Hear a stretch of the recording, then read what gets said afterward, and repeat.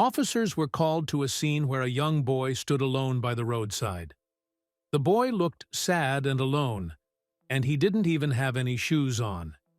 His feet had blisters on them, as if he had walked a long distance barefoot.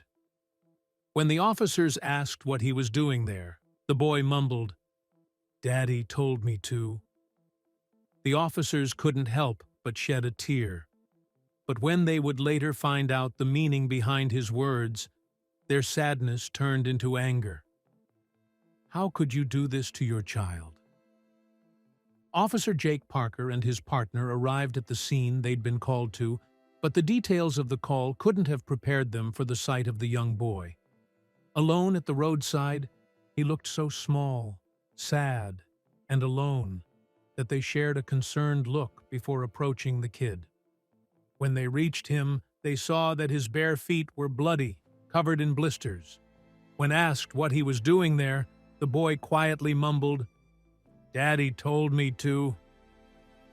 The officers looked at each other, their expressions a mix of confusion and concern. The nearest houses were miles away, hidden behind a big, dense forest that flanked the road. "Where is your daddy now?" the other officer asked kindly, kneeling down to the boy's level. The kid simply shook his head and stayed silent, his eyes downcast. They wrapped a blanket around his shoulders and led him to their car. The radio crackled with the dispatcher's voice, calling them back for further instructions, but they were hesitant to leave without understanding more. "We will take you somewhere safe, okay?" Jake said as he opened the car door. The boy went with them without hesitation, which was helpful, but only increased the officers' worries. Back at the station, the boy was given a warm meal and a quiet spot in an empty office to rest. While he ate, Jake and his partner checked the recent missing persons reports and reached out to nearby jurisdictions.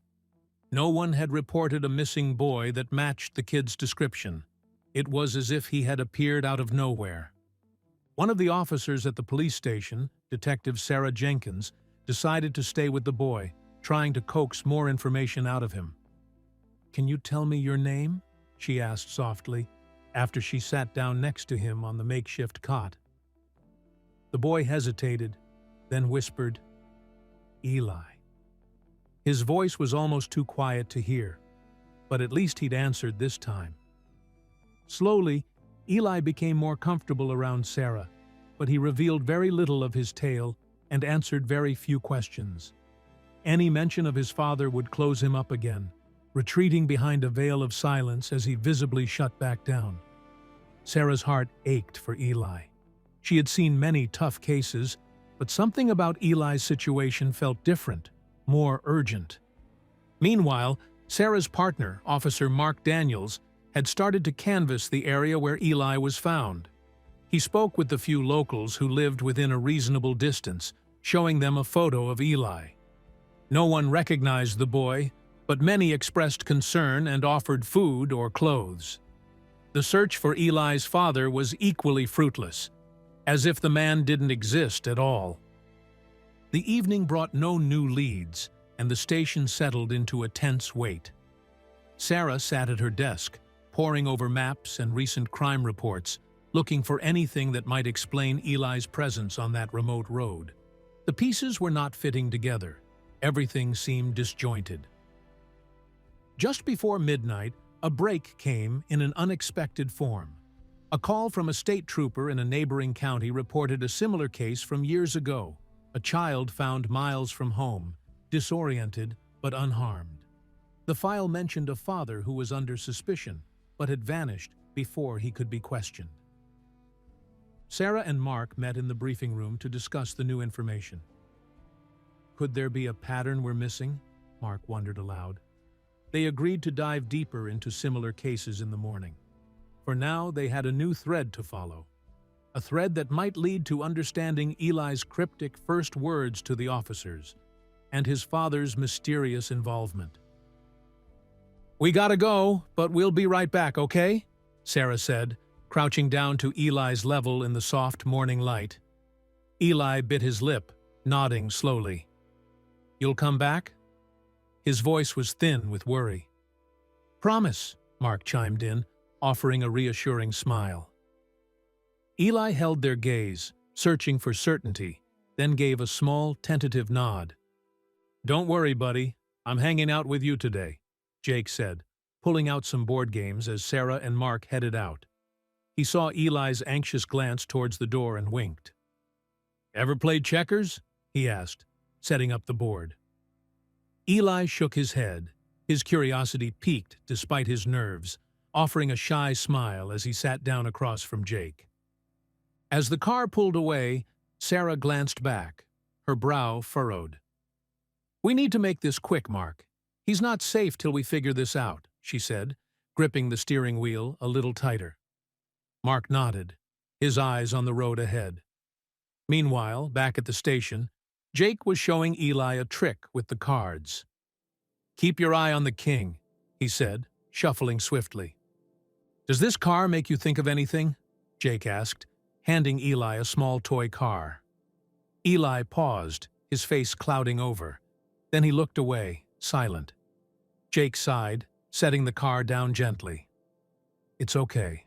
You don't have to talk about it if you're not ready," he reassured, trying another tack by flipping through a picture book to a scene of a park. As the sun set, Jake dealt another hand of cards. "Your turn, champ," he encouraged, watching as Eli thought over his next move. The boy's small victories at the card game brought out fleeting smiles. "You're a quick learner," Jake praised, jotting down notes about the day's interactions.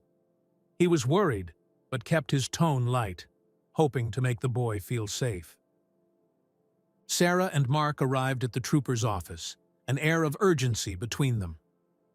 "We heard you had a similar case years back," Mark started, laying a photo of Eli on the desk. The trooper, an older man with deep-set eyes, nodded slowly. "Yes, about 8 years ago. Another little boy, just like him," he said, pulling out a thick folder labeled Unresolved. "Never figured out what happened to him either." They followed the trooper into a dimly lit back room where rows of dusty files sat on shelves. He handed them a faded file. "This is it," he said. As Sarah flipped through the pages, old photographs of a boy with a similar lost look as Eli stared back at them. "Found under almost identical circumstances," the trooper added, pointing to the location marked on a tattered map inside the cover. "The similarities are eerie," Mark muttered, scanning over the trooper's shoulder.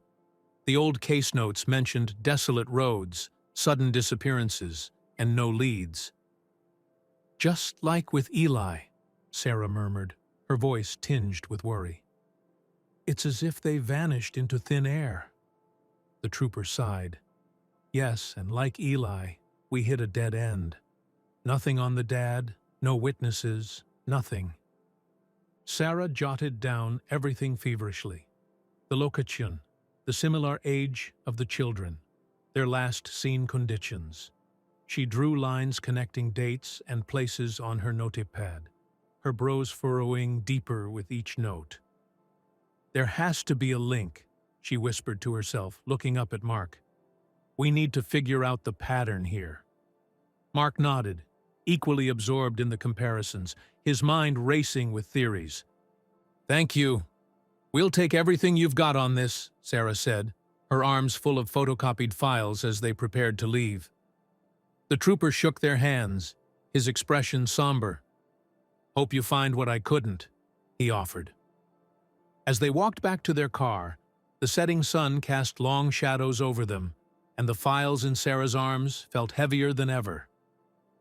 "Next stop, the place where Eli was found," Mark said, determined. "This is where we found Eli," Sarah said, pointing on the map spread over the car hood. A breeze flipped a corner as the trooper drew a line to another spot. "And here's the other kid's spot. See? Both spots hit at the county line." Mark leaned in, squinting at the map. "Lines connecting, huh?" His voice hinted at a breakthrough, while the trooper just nodded, eyes serious. "Look how these roads link up the scenes." Mark tapped the map, tracing the path with his finger. Sarah leaned closer, her eyebrows knitting together. "It's like a breadcrumb trail," she whispered, more to herself. The trooper's gruff voice cut in, "It's no coincidence." Both detectives stood straighter, the map suddenly a treasure map revealing secrets. "Let's circle these," Sarah said, pulling out a red marker and dotting the map where each boy was found. The red circles glared back at them, ominous and telling. Mark folded his arms, staring down at the map. "Doesn't get much clearer than this," he murmured, a cold shiver threading through his words as the reality of their connection sank in. "Heard some whispers over the years." The trooper leaned in, his voice a low rumble. "Late-night sightings of a kid wandering these parts." Sarah and Mark exchanged a quick glance. Curiosity spiked. "Nothing solid," the trooper shrugged. "But it's been a ghost tale around here." Mark scribbled quickly in his notebook. "We should look into this," he decided, his voice thick with resolve. "We'll hit the ground at sunrise," Sarah announced, snapping the map shut. Mark was already listing supplies under his breath. "I'll call for backup," he muttered, pulling out his phone. The trooper gave them a grim nod. "Good luck." They nodded back, stepping into the cruiser. The weight of the coming day settled between them, their plan crisp and clear in the fading light. The trees suddenly gave way to a large, open clearing. "Didn't expect this," Mark muttered, scanning the area. Sarah nodded, stepping forward into the open space, her boots crunching on dry leaves. "This could be something," she said, looking back at the troopers who nodded in agreement. They spread out, eyes sweeping the ground and the tree line, sensing the importance of this unexpected find in their search. "Let's see what's here," Sarah suggested, leading the way deeper into the clearing. As they moved, Mark pointed out how the grass seemed trampled in areas. People have been here, and not just once.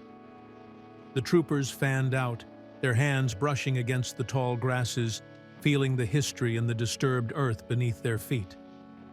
"This spot's seen a lot of activity," one trooper called over, his voice laced with curiosity. They took photos and made sketches of the clearing, marking each area of interest with bright orange flags. "See this layout?" Sarah asked, pointing to a semicircle of flattened grass. "Looks like someone's been camping here, maybe watching the road." They noted the position relative to the nearest roads and landmarks, compiling a detailed record that would help them piece together the puzzle. Mark knelt, inspecting a cluster of broken branches. "Look here," he said, his voice low. "And these footprints, they're fresh." Sarah crouched beside him, her eyes following the faint impressions that led towards the woods. "Someone's been here recently," she whispered, a mix of excitement and apprehension in her tone. The evidence of human activity was subtle, but undeniable, adding urgency to their investigation. After hours of searching, the sun began to dip low, casting long shadows across the clearing. "We'll need more time here," Sarah decided, planting a final flag into the ground. "Let's head back and plan a thorough search for tomorrow." Mark nodded, taking one last look around. "There's more to this place," he said, a certainty in his voice. They left the clearing, the mystery lingering heavy in the air as they walked back to their vehicles. Under the fluorescent lights of the station's meeting room, local police and troopers gathered around a cluttered map. "We need everyone on this," Chief Harris declared, his voice firm. "This pattern isn't random, it's calculated." Nods of agreement circled the room as officers from both counties leaned in, ready to combine efforts. "Let's break this case wide open," Sarah added, her eyes scanning the faces of her determined colleagues. "Pooling our resources is our best shot," Mark stated, looking around the room at the assembled team. "We're dealing with something bigger than we thought." The weight of their repeated encounters with missing children hung heavy in the air, Officers murmured in agreement, shuffling papers and maps as they prepared to integrate their efforts. "Let's cover more ground, more effectively," one of the troopers suggested, his tone urgent. "We'll split into teams," Sarah announced, pointing to sections on the map. "Each team takes a sector. We need eyes everywhere." Officers quickly grouped, checking gear and syncing radios. "Team 1, you're north. Team 2, south," Mark directed, his voice cutting through the low buzz of conversation. "Keep in constant contact," he added, as teams nodded, ready to comb through every inch of their assigned areas. Back at the clearing, crates of search gear were unloaded next to a line of police vehicles. "Bring the dogs around," someone called out. Handlers appeared, leading dogs eager to start. Mark checked GPS units and handed out headlamps.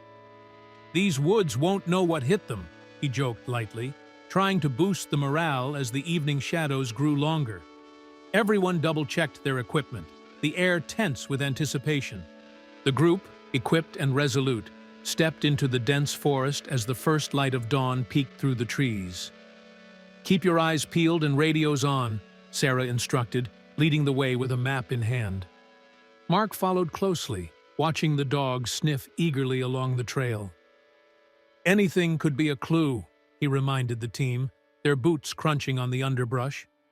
Determined, they moved deeper into the woods, alert to every rustle and snap. The team pushed through thick underbrush, their progress slow. "Watch your step here," Sarah warned, as she helped a trooper over a fallen log. Branches snagged at clothes and gear, making every yard fought for. Mark paused, wiping sweat from his brow, looking back at the uneven ground they'd covered. "This terrain's tougher than we thought," he grunted, checking his GPS. They'd covered miles, but the forest seemed to push back just as hard. As shadows lengthened, Sarah checked her watch and sighed. "We need to head back. It's getting too risky," she called out, her voice carrying over the sounds of the forest. Reluctantly, the team turned around, retracing their steps. Mark stayed at the rear, ensuring no one was left behind as the light faded. "Safety first," he reminded everyone, his eyes scanning the dimming woods for any stragglers. Back at the station, the day's haul was spread across a large table. Among the usual debris, several odd items stood out: a rusted toy car, a faded baseball cap, and a tattered map with markings. "What do you make of these?" Mark asked, holding up the map. Sarah leaned in, tracing the markings with her finger. "Could be clues or just trash, but we need to check every lead," she mused. "Tomorrow we go back with more lights and gear," Sarah decided, her voice firm despite her exhaustion. "And earlier, right at first light," Mark added, pulling up a checklist on his laptop. They discussed the equipment needs, additional headlamps, batteries, and maybe a drone to get an overview of the densest areas. "Let's be thorough," Sarah concluded, her eyes determined. "This could be the break we've been waiting for." As the station quieted down for the night, Mark locked the last of the evidence into the secure storage. "Good work today, everyone," Sarah said, turning off the lights in the evidence room. Tired faces nodded back, a mix of fatigue and hope in their eyes. They left the building in pairs, the weight of the day's efforts and tomorrow's possibilities pressing equally on their shoulders. "See you at dawn," Sarah called out, locking the door behind her. Over dinner at the local diner, Eli's eyes lit up at the sight of a burger, easing into smiles more readily than before. "You like the fries, huh?" Mark chuckled, passing him the ketchup. Eli nodded vigorously, a little more at ease with each bite. Sarah watched him, glad to see him laughing when Mark made silly faces. "He's warming up to us," she whispered to Mark, who grinned back in agreement. "Eli, we found a big clearing today in the forest," Sarah mentioned casually, trying to gauge his reaction. His fork paused mid-air, and his shoulders tensed visibly. He put the fork down slowly, avoiding her eyes. Sarah and Mark exchanged a quick, concerned glance. Not wanting to push him, Sarah changed the topic, but the image of his sudden stiffness stayed with her. Mark decided to try a gentle approach later as they ate. "Eli, can you tell us anything about your dad?" he asked softly. Eli's gaze flickered to Mark, then away, chewing slowly. "Dad goes places," he mumbled, almost too low to hear, fiddling with his napkin. Mark nodded encouragingly, but didn't press further, sensing Eli's discomfort with the topic. Though Eli said little, one thing was slipping through. His dad knew these woods. "He took me walking a lot," Eli added quietly, almost to himself, his eyes on his barely touched food now. Sarah caught Mark's eye, her expression serious. "He knows more, but he's scared," she mouthed silently across the table. Mark's slight nod showed he agreed, both understanding the delicate balance they had to maintain. The rest of the meal passed in a reflective quiet, the clinks of cutlery punctuating their thoughts. Sarah and Mark didn't speak much, but shared a look full of unspoken conversation. Eli picked at his food, seemingly lost in his own world. As they got up to leave, the weight of Eli's few words hung between them, heavy with implications. "Time to regroup," Sarah murmured as they headed out into the evening. "We need to be gentle with him," Sarah said, her voice low as they sat in the dim light of the office. "He's been through a lot." Mark nodded, his eyes serious. "Agreed. Let's think about how we can make him feel safe, but also help him open up." They brainstormed ideas, focusing on maintaining a calm and supportive environment. "It's about building trust," Mark added, scribbling notes on their strategy. "Eli, how would you feel about visiting a place with us? It might help us understand things better," Sarah proposed gently during their next meeting. Eli looked uncertain, his fingers twisting the hem of his shirt. "Will you both be there?" he asked, his voice small. "Every step of the way," Mark reassured, offering a warm, encouraging smile. Eli nodded slowly. "Okay, I'll try," his agreement cautious but hopeful. Sarah and Mark spent the evening before the trip preparing. They packed comfort items, Eli's favorite snacks, a few books, and a soft blanket. "Let's bring some drawing materials too," Sarah suggested, knowing Eli liked to sketch. "He can draw what he feels or sees. It might be easier than talking," she added thoughtfully. They reviewed their approach meticulously, aiming to keep the day as low pressure as possible. At breakfast, they outlined the day to Eli, keeping their tones light. "We're just going to look around a little. Maybe you'll remember something, maybe not," Sarah explained, watching his reactions closely. Eli chewed his lip, then nodded, looking a bit more at ease when Mark pulled out a map. "See, we'll stay together, and you can tell us if you want to stop anytime," Mark pointed out the routes. The next morning, the sun was just cresting the horizon as they drove towards the clearing. Eli sat in the back, a sketch pad on his lap, occasionally glancing up at the passing trees. "You doing okay back there?" Sarah asked through the rearview mirror. Eli nodded, managing a small smile. "Yeah." His voice was soft but carried a hint of curiosity. Sarah exchanged a hopeful look with Mark as they neared their destination. The clearing came into view, and Eli tensed slightly, his fingers gripping the seat. Sarah noticed, but stayed quiet, giving him space. The troopers and dogs spread out immediately, ready to take advantage of the clear weather. Mark checked in with each team via radio. "Let's make this count," he said, a determined look on his face. Eli watched, his eyes darting around the familiar trees as they started their search. The dogs, energized by the cool morning air, led their handlers through dense underbrush. "Over here!"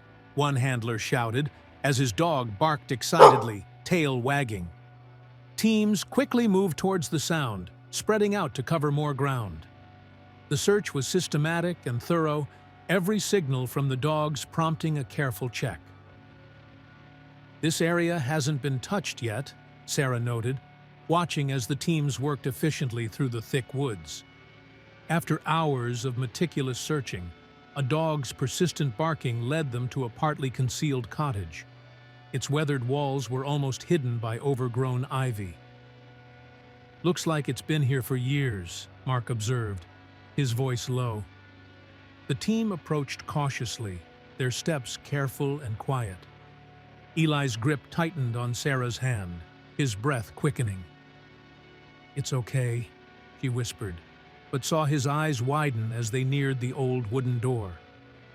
As they drew closer to the cottage, Eli's reaction shifted visibly. "I've seen this place," he stuttered, his voice shaking. He looked around wildly, as if searching for an escape. Sarah stayed close, her presence reassuring. "You're safe with us, Eli," she assured him gently, keeping her voice calm. Mark signaled the others to slow down, giving Eli space while keeping an eye on his reactions. They circled the cottage slowly, cameras clicking as they documented its exterior. Broken windows, a door hanging off one hinge, the surroundings unkempt and wild. "Let's get everything before we head inside," Mark instructed, taking notes. The team marked points of interest: footprints, disturbed foliage, an old bicycle leaned against the wall. Eli stayed close to Sarah, his eyes fixed on the ground, his body tense as they completed their circuit. Just steps from the cottage, Eli froze, his face draining of color. "Please, don't make me go closer," he begged, his voice trembling. Sarah knelt beside him, her eyes soft and understanding. "Okay, Eli. We don't have to go any closer," she reassured, glancing back at Mark, who nodded in agreement. They all stopped, giving Eli the space he needed, while the tension among the search team palpably rose. As they waited, the door creaked open, and a young man stepped out, his expression one of shock. Seeing Eli, his eyes filled with tears, and he stumbled forward a few steps. "Eli?" he called out, his voice breaking. The search team tensed, ready for any reaction. Eli looked up, his body stiffening as he recognized the figure, tears starting to form in his own eyes. The man rushed to Eli, stopping just in front of him, hands shaking. "I told you to stay away, for your safety," he gasped, his eyes darting around nervously. Eli's eyes widened, confusion and fear playing across his features. "Why?" he managed to whisper, taking a tentative step forward. The man looked around, his face anguished, as if struggling with the weight of his secrecy. With a sudden move, the man pulled Eli into a tight embrace. "I'm your dad, Eli. I never wanted to scare you," he murmured into Eli's hair. Around them, the officers watched in stunned silence, recalibrating their assumptions. "They thought I was a danger to you, but it wasn't like that," he continued, his voice muffled. Eli clung back, his initial tension melting into a confused relief. The clearing was quiet, except for the soft murmurs of Eli and his father, now holding each other in a long, desperate reunion. The search team, encircling them, exchanged looks of surprise and relief. Sarah stepped forward slightly, her presence reassuring, but unintrusive. "Take your time, Eli," she said gently. The father nodded at her gratefully, holding his son a bit tighter, surrounded by the watchful eyes of those who had brought them back together. Stepping back, Eli's father wiped his eyes and faced the officers. "There's something you should know about why we hid," he began, his voice steady despite the emotion. "This place, this community, it's not what it seems." Sarah and Mark listened intently as he described a hidden network, designed to look benign but harboring dark secrets. "I escaped from here 20 years ago. I had to protect Eli from their reach," he explained. "I was young, Like Eli. When I first tried to get away, his father continued, his eyes distant with the memory. They always watch, making sure nobody leaves. But I managed, and I vowed never to go back, until I had to ensure my son's safety. His voice was firm, his resolve clear. I couldn't let him grow up in that shadow, he added, squeezing Eli's shoulder reassuringly. Within hours, police cars and social service vehicles lined the dirt roads leading to the community. Officers coordinated with social workers, their efforts focused on evacuating residents and gathering evidence. "We're shutting this down, for good," Mark declared, overseeing the operation. The community members, confused yet hopeful, were escorted to safety, away from the only life many had known. The harmful ties that bound them were finally being cut. "We are offering you protective custody and resources to start over," Sarah explained to Eli and his father, who listened with a mix of anxiety and relief. "It's a chance for a fresh start, away from any threats," she added. Eli's father nodded gratefully, clasping Eli's hand. "We'll take it. It's all we wanted. A new beginning, free from fear," he said, his voice hopeful as they discussed the details of their new life. As the last of the community was safely relocated, Eli and his father stood watching the sunset over the clearing. "It's over, Dad. We can really start fresh now," Eli murmured, a slight smile breaking through.